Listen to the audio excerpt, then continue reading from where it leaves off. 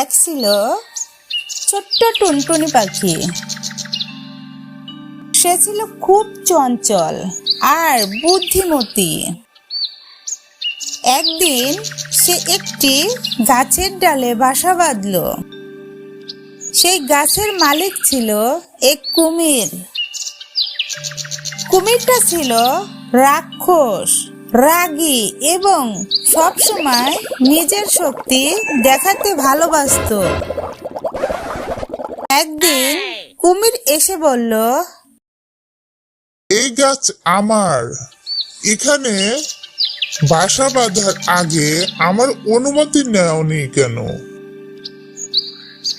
টুনটুনি ভয়ে কাঁপতে কাঁপতে বলল, ক্ষমা করবেন কুমির মামা, আমি জানতাম না এটা আপনার গাছ। কুমির বলল, তাহলে আমাকে প্রতিদিন একটা করে ফল খাওয়াতে হবে, না হলে তোমার বাসা ভেঙে দেব। টুনটুনি কাঁদতে কাঁদতে বাড়ি ফিরে গেল। তারপর সে বুদ্ধি খাটিয়ে একটি ফলের ভিতরে কাঁটা ভরে দিল। তারপর সে ফলটি কুমিরকে দিল। কুমির মুখে দিলেই জিভে কাঁটায় বেঁধে গেল। সে চিৎকার করে বলল, এটা কি করলে তুমি?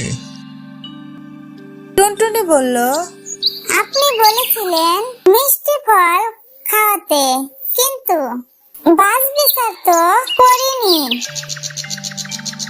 কুমির রাগে ফুঁসতে লাগলো, কিন্তু কিছুই বলার সাহস পেল না, কারণ সে বুঝে গেল টুনটুনি ছোট হলেও চালাক।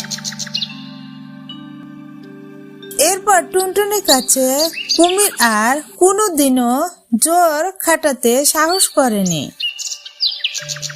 এই গল্পের নতিবাক্য, বুদ্ধি আর সাহস থাকলে ছোটরাও বড় শক্তিকে হার মানাতে পারে।